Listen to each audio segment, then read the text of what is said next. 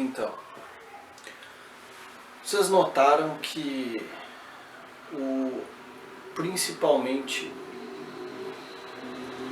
o fruto dessa angústia, desse desconforto que nós chamamos de desconforto existencial, o principal fruto disso, no fim das contas, é uma espécie de desorientação, uma ausência de repertório, uma ausência de instalação na realidade. No fim das contas, parece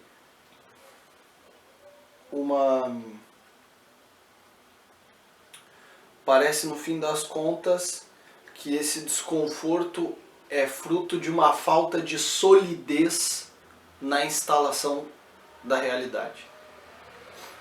Porque nós somos autoconscientes da morte e entendemos a nossa necessidade do bem viver. E o bem viver exige uma hierarquia de valores. Eu preciso saber viver para Deus, para a família, para a vocação, o trabalho, não é? A falta de tempo, a mortalidade, ela nos obriga o bem viver.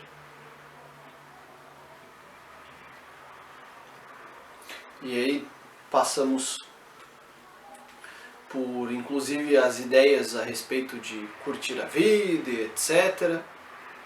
Mas no fim das contas existe uma forma do bem viver. O não confiar na solidez dessa ideia causa desconforto, gera desconforto, e a causa precisa ser maior que o efeito. Portanto, estamos tratando de uma dimensão muito nobre da vida. Estamos tratando da hierarquia da vida, não é? O que é mais importante e o que não é tão importante. O que é essencial, o que é substancial, o que é acidental, não é? Então isso gera, de certa forma, isso é o que gera esse nosso desconforto existencial, é isso que gera angústia. Nós já somos naturalmente angustiados, dado o fato de que somos conscientes da nossa mortalidade. O homem é o único animal da natureza consciente de que morre. O seu ciclo no mundo dos fenômenos, o seu ciclo na natureza, no cosmos, ele finda, ele termina, e o único animal autoconsciente disso é o homem, não é? E então, quando nós olhamos para a estrutura ao qual está hierarquizada a estrutura dos símbolos que gravitam ao redor da nossa existência, quando nós olhamos para a nossa energia vital e vemos que não existe uma instalação sólida, que a nossa vida não tem substância, não está bem instalada, não existe solidez, não existe lastro no que fazemos, então a consciência da mortalidade nos assalta, não é? E assim nos gera o que se chama angústia, não é? Podemos nos tornar depressivos, porque ficamos impotentes, ou podemos nos tornar ansiosos, porque a ansiedade é um pensamento bipartido, onde eu não sei qual caminho eu tomo, eu não sei o que escolher, não é? E, segundo Ortega, a estrutura mais fundamental disso que se chama viver é a escolha. A medida mínima, se nós formos dividir a vida em vários pedacinhos, o mínimo, o átomo da vida, a mínima fração é a escolha, não é? E é portanto disso que o Ortega vai sentenciar que viver é decidir, não é? Viver é decidir. Então, segundo o Ortega y Gasset, essa medida mínima de vida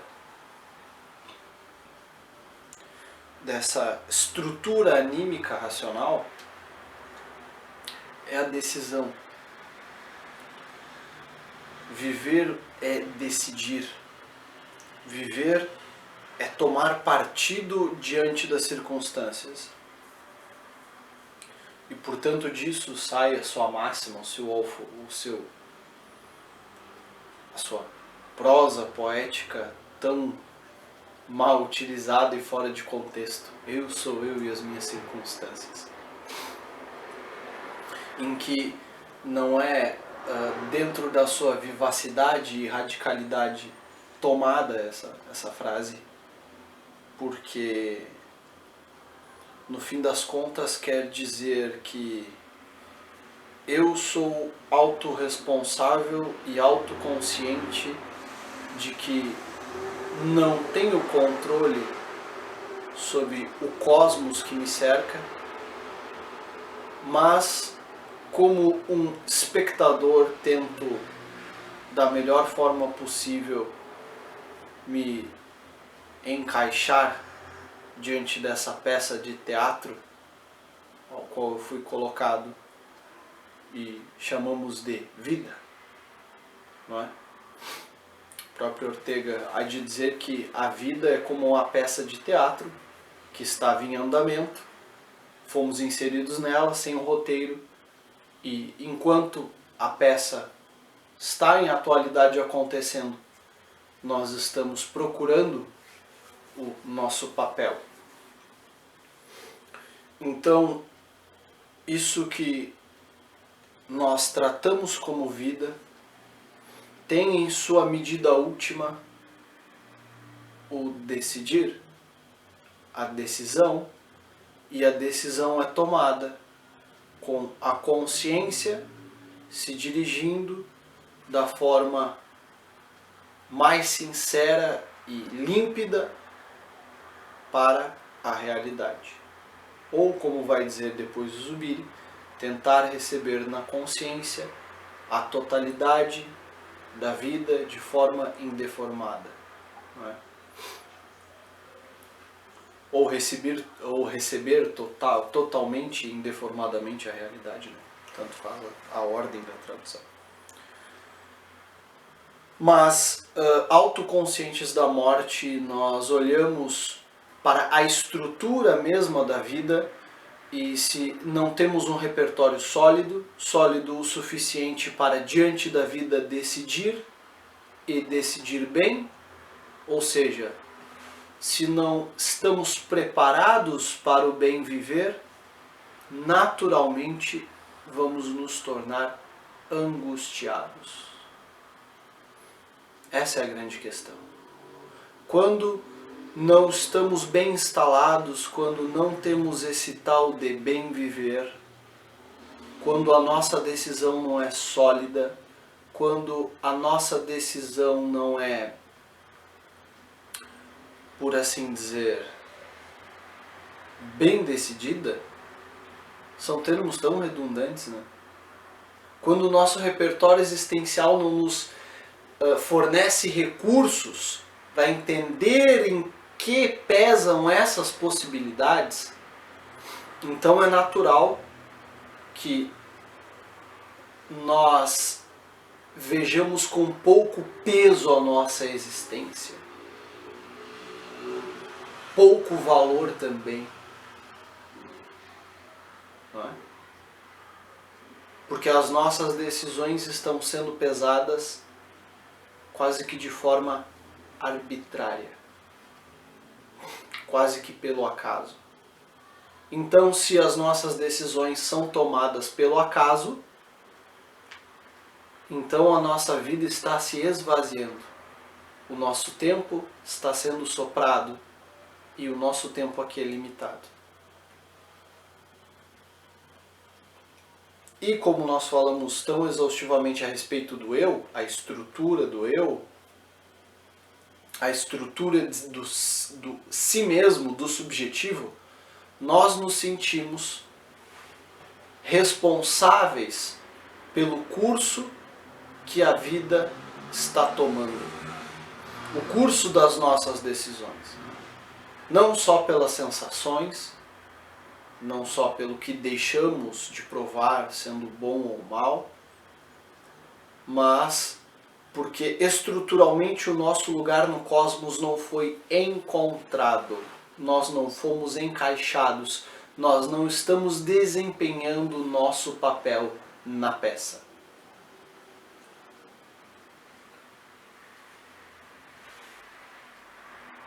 E é aqui que nós vemos a origem da razão grega. O teatro grego tinha essa fortíssima característica em que os personagens, eles sabiam o que estavam fazendo. Havia causa. Os personagens tinham um lugar muito bem colocado no cosmos.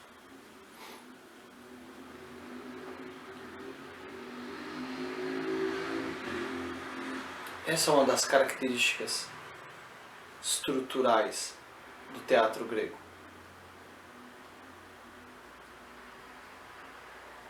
Os personagens estavam muito bem instalados no cosmos. Odisseu sabia muito bem o que fazia e para onde deveria ir. Não que estivesse, mas onde deveria estar, ao lado de Helena. Apesar da oferta de receber essa deiformidade, o processo de tornar-se Deus, apesar de ter as ninfas e etc., Odisseu tinha um lugar que era o seu lugar e tinha uma mulher que era a sua mulher. Sabia o seu lugar onde estava instalado, sabia o seu papel na peça. Por isso a espera não era tortuosa, porque era caminho a estar instalado em sua estrutura vital, aonde todos os símbolos ao seu redor, nessa estrutura anímica racional, faziam pleno e total sentido. A existência de Odisseu tinha peso. E as suas decisões estavam lhe conduzindo para algum lugar que era o seu lugar. Não é? Com o evoluir da literatura grega como um todo, não só o teatro, principalmente após as guerras médicas, cada vez mais essa estrutura racional foi ficando autoconsciente nos personagens. Até que o próprio Sócrates se torna personagem de peça cômica, né? As nuvens. Até o próprio Sócrates, o filósofo por natureza, autoconsciente das contradições e debatedor, o dialético, torna-se personagem de uma peça cômica. Tal foi a evolução, a consciência, a posse da razão dos gregos nas suas produções literárias e culturais. Um filósofo se tornou um personagem de peça cômica, só após as guerras médicas, é claro. Então, isso é natural no homem.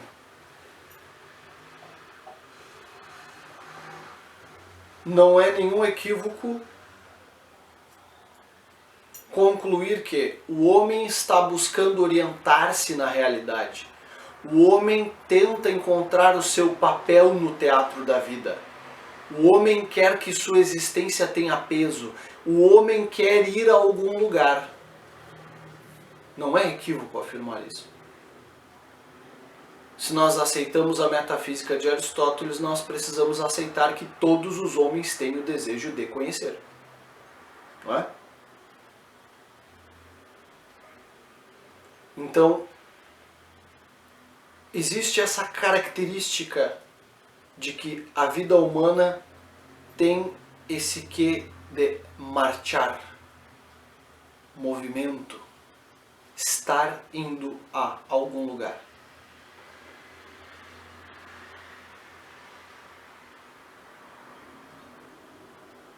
Quando nós falamos vitalmente, nos parece algo pulsante, não é? Algo que se movimenta. A falsa presença da palavra remete a algo vívido, vida, vital. Mas agora, quando nós falamos de razão, nos parece algo mais morno, mais ameno, mais gélido, árido, quem sabe.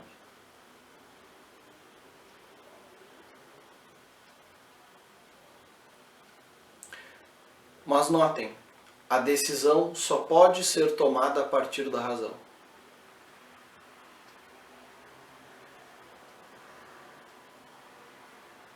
A razão é a faculdade ao qual utilizamos para decidir. Porém, nos parece extremamente árida essa. Uma faculdade árida, gélida, que nos remete a algo pálido, parece desconexo desse vívido, desse pulsante que é vital, vida. Parece que razão e vida estão de certa forma separados. Como se a razão não fosse participante ou coparticipante minimamente disso que nós chamamos de vida. Como se a vida fosse estruturalmente, substancialmente, essencialmente anímica. Como se houvesse separação, divórcio entre a palidez da razão e o pulsante do viver. Embora seja concluído que essa faculdade da razão está de uma forma muito natural atrelada à vida. Não é? A razão está atrelada à vida. Se viver é decidir, se a primeira medida, se formos dividindo a vida e a última medida, a última divisão que nos sobra, o átomo da vida é a decisão, a vida é um ato de razão. Mas quando falamos dentro do vocabulário corrente, parece que essa estrutura fleumática da razão está longe desse pulsar vívido, está longe da vivacidade. Parece que há divórcio. Parece que há um divórcio.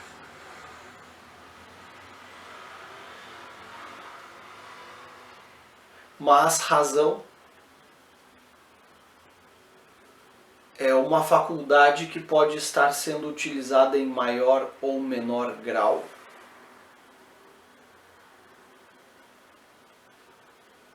E o mesmo homem que fala que todos os homens têm o desejo de conhecer também é o mesmo homem que concebe a bioteoréticos. Aristóteles. A vida contemplativa.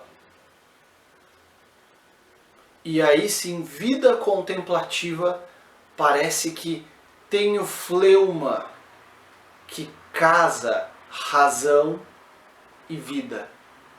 Mas parece que nós desaceleramos vida, vital. a vitalidade não é mais tão pulsante dentro de contemplativa. Existe um fleuma, um temperar desse pulsante que é viver. Mas parece muito categórico, muito, eu diria, muito raro, algo do sofos, do sábio, do homem separado, essa tal vida contemplativa.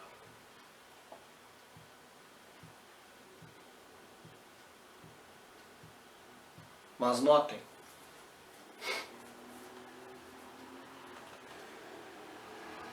isso que nós chamamos até agora de vida e afirmamos até o momento que é vívido, vivaz, remete ao movimento e parece divorciado da razão, e agora é temperado pelo fleuma com contemplativa, teoréticos, nos parece algo mais saudável, menos ansioso, não é? Essa bioteoréticos, essa vida contemplativa. Quem sabe por que existe um já conhecido domínio da estrutura anímica, a estrutura animal do que é o homem, e essa estrutura animal do homem precisa, em algum grau, ser violentada para que seja percebido esse fleuma, essa desaceleração, para que a vida se torne realmente contemplativa.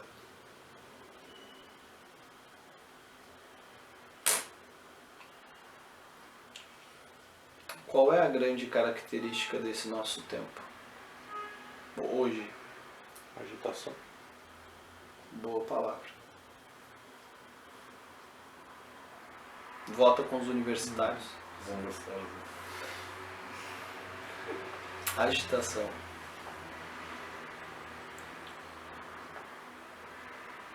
Por que agitação? Ah, só um porquê tu ficou mudo, peraí. Tô degustando. Contemplando. Porque o indivíduo não sabe para onde vai. Boa.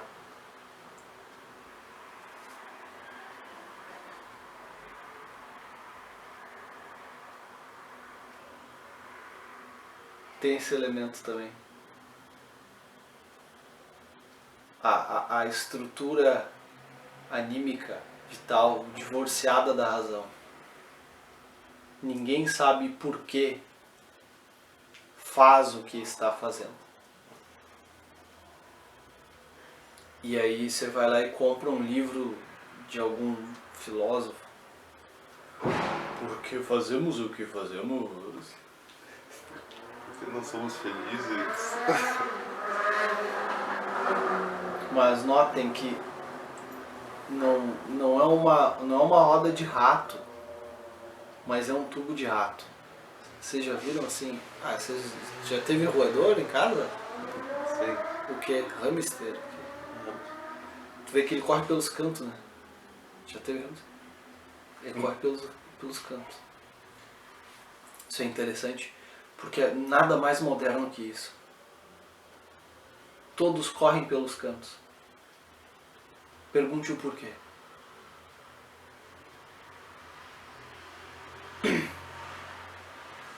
O que eu quero dizer com isso, no fim das contas? Dentro desse exercício de marcha para que tomemos posse do objeto,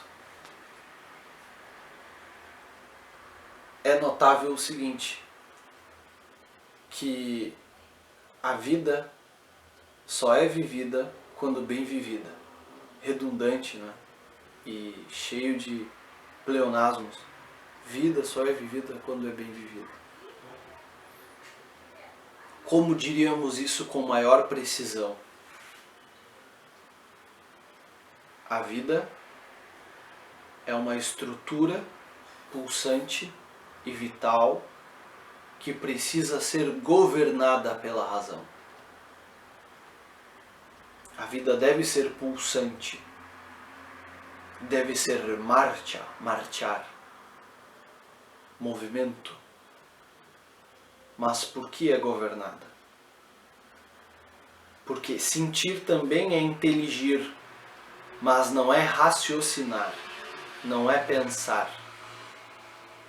E é por isso que os homens caem dentro dos consensos. É por isso que os homens caem no amor ao consenso, na filodoxia ou na ideologia, que é um projeto de poder. A ideologia sempre é imanetização escatológica.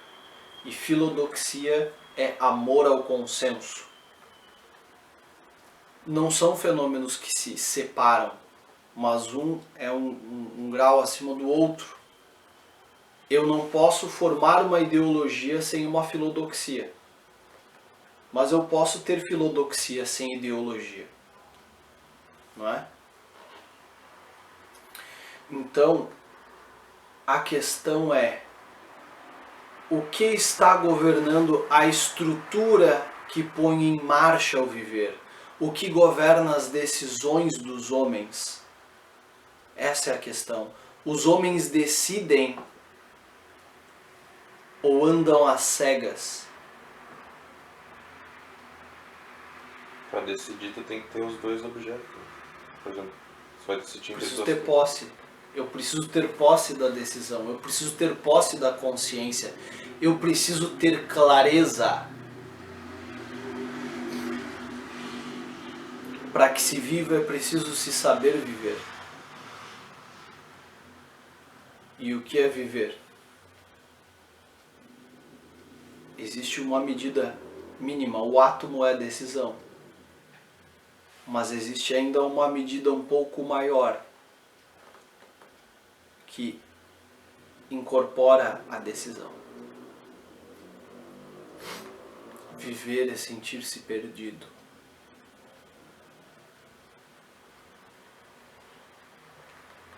Vejam como andam os homens. Vejam que suas ideias não têm nem muito nem pouco da realidade. Por quê?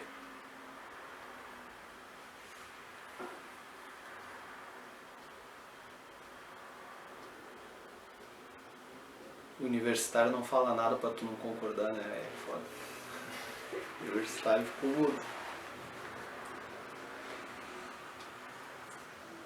teoréticos. Não existe nem muito nem pouco de realidade nas ideias dos homens. Se protegem da realidade com um véu de farsa íntima.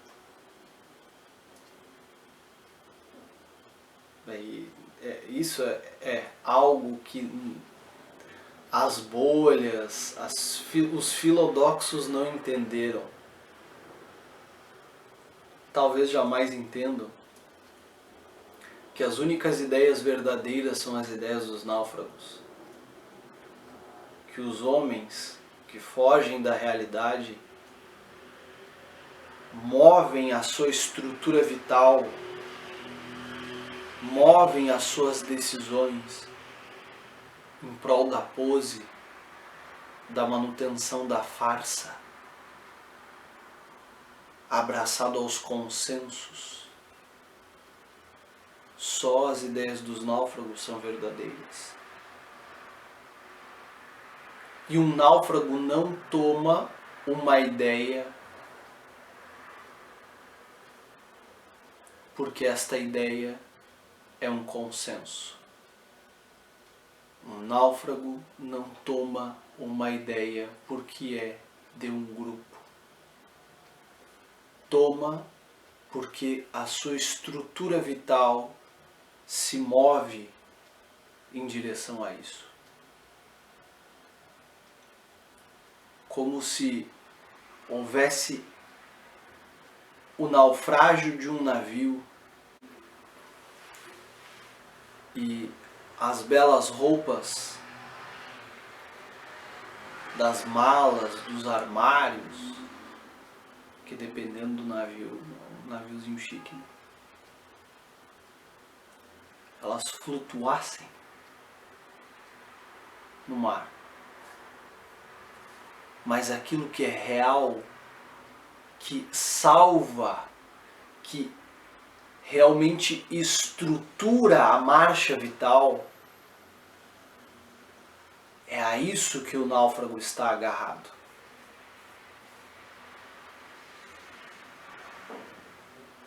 O náufrago está pelo que as coisas são, aletheia, marcha em direção ao verdadeiro, é movimento. Naufrágio é estar diante das coisas e ver o que elas são, aletheia, teoria, é contemplar o que as coisas realmente são, independente do pragmatismo, do consensualismo, da pose e da farsa. Os homens mantêm as suas farsas íntimas por pragmatismo. Tudo que lhe chegam às mãos lhe perguntam para que serve, em que isto é útil, mas não se as coisas são verdadeiras. Ninguém pergunta em que isto é verdade. Por isso as ideias verdadeiras são as ideias dos náufragos. Os náufragos entram na carruagem em direção ao ser, sem se importar para que serve o ser.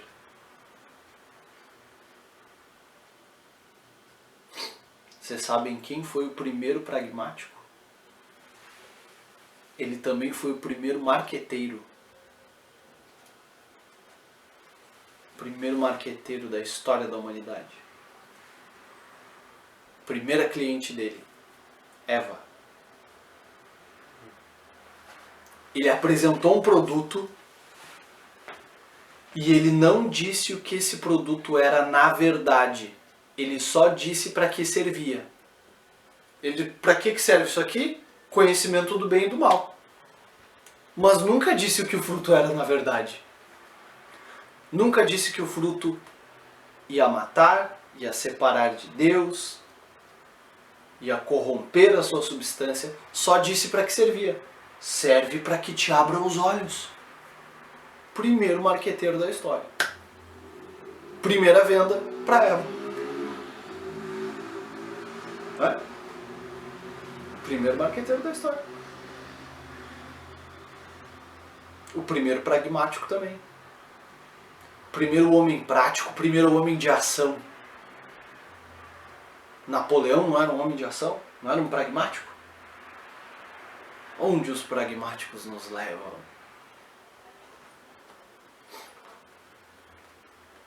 Todo pragmatismo é farsa. Porque a vida não pode ser vivida divorciada da razão. Porque a vida só é vivida dentro das verdades, daquilo que é verdadeiro. Mas existe uma coisa que foi há muito tempo esquecida. Quando todos agem como se fossem honestos, quando todos agem como se fossem filhos de Pelágio, como se ninguém fosse afetado pelo pecado original, se esquecem o poder que tem a farsa. É possível construir um edifício sob a mentira. É possível construir uma vida sob a mentira. O niilismo é puro e simplesmente isso. O que é a filosofia de Epicuro? É uma filosofia construída sob uma ilusão, uma mentira. Algo prático. Êxtase. O que eu ia fazer no jardim? A prática de sentir-se bem.